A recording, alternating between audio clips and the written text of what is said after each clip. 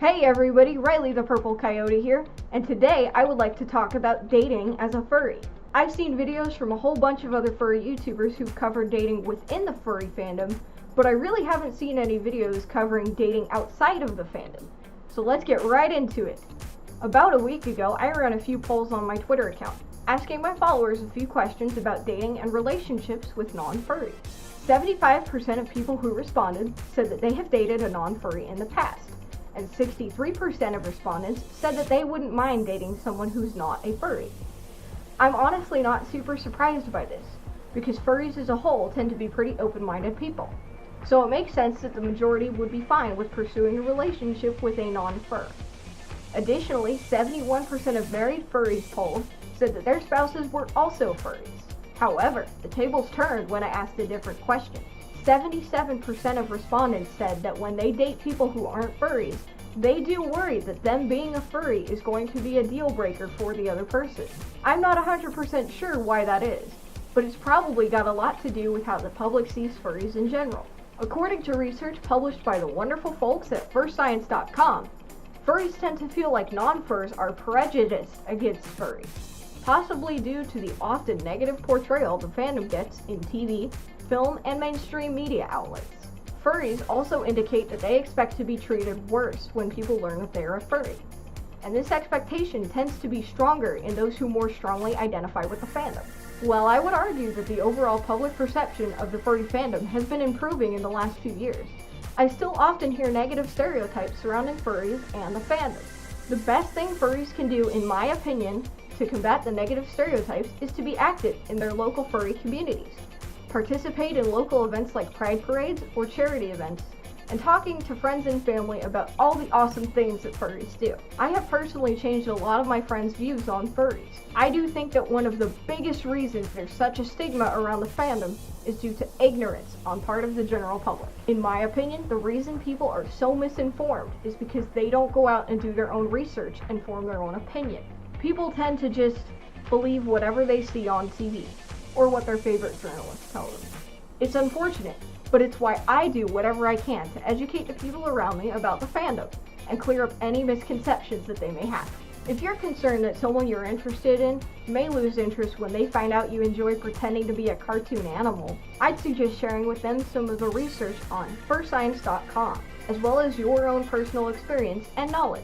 In my experience, once people are given more accurate information about the fandom, and misinformation is cleared up, they start to see furries in a different light. Sure, they may still think it's weird, but everyone has hobbies that others will see as weird, you know? Once you've told your love interest all about the fandom and the good things that furries are capable of, and if they're cool with it, awesome! Yes, you can invite them to come along with you to local meetups or even conventions, but don't pressure them to come if they aren't interested in joining you. Furry isn't for everyone, and it isn't cool to just shove it down people's throats. So, worst case scenario, what do you do if the person you're interested in still maintains their prejudice against furries after you've debunked all the popular misconceptions? Well, that's their problem. And to be honest, if they're gonna dump you over a hobby, it probably wasn't meant to be in the first place. There are loads of people out there that are completely neutral to furries, or will be once they're given more information, and wouldn't have any problem dating a furry. I've actually never dated another furry in my life, so I'd like to share some of the experiences I've had dating non-furs and how they felt about my participation in the fandom. When I first got involved with the furry fandom in high school, I was dating a guy who was very much a normie. He was very into video games and nerd culture, and honestly he probably still is to this day. He was fairly neutral toward furries from what I could tell, and I did draw him a fursona just for fun, but he didn't have any interest in becoming a furry, and I was cool with that. In 2012, when I started looking for fursuit makers and saving up for my suit, I told him about it, and what he said actually kind of stuck in my head. It was something along the lines of, shouldn't you save your money for something more useful? It made me feel like he didn't respect how important the fandom was to me. For those of you that don't know, I am happily married to someone who isn't a furry, and probably never will be. He's very uncomfortable and anxious around fursuiters and mascots, and I understand and respect his boundaries by not making him come with me to conventions or meets.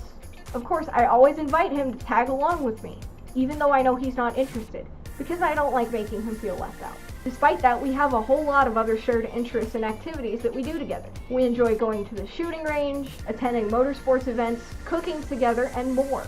I think by being furry actually helps us have a little bit more of a relaxed relationship, because we both have things that we enjoy doing on our own, so we don't feel like we need to constantly be spending time together. Overall though, my spouse is very supportive of everything I do, even things that are furry related, like making fursuits or going to cons. In summation, it's totally possible for furries to have healthy and loving relationships with people who are not furries. A lot of furries choose to be with other furries, and that's fine. But don't think that you have to find someone who's also a furry. There are plenty of people out there who will love you for you, despite the fact that you like being a cartoon animal. Have you had any experience dating people who aren't furries? Let me know down below in the comments. Before I close out the video today, I wanted to let you guys know about the new series I'm going to be having on this channel every other Friday. Right now, the working title is The Culinary Coyote. In this series, I'm going to be sharing my knowledge of cooking techniques and fun, easy recipes for those of you who may not have a whole lot of experience cooking. Even if you do have a lot of experience cooking, eventually I'll be building up to more advanced techniques and more complicated recipes so you can enjoy the content as well. I haven't nailed down a solid date for the premiere, so keep an eye on my Twitter for updates. Anyway, that's all I've got for you guys today. Thank you so much for watching, and I will see you in my next video. Bye!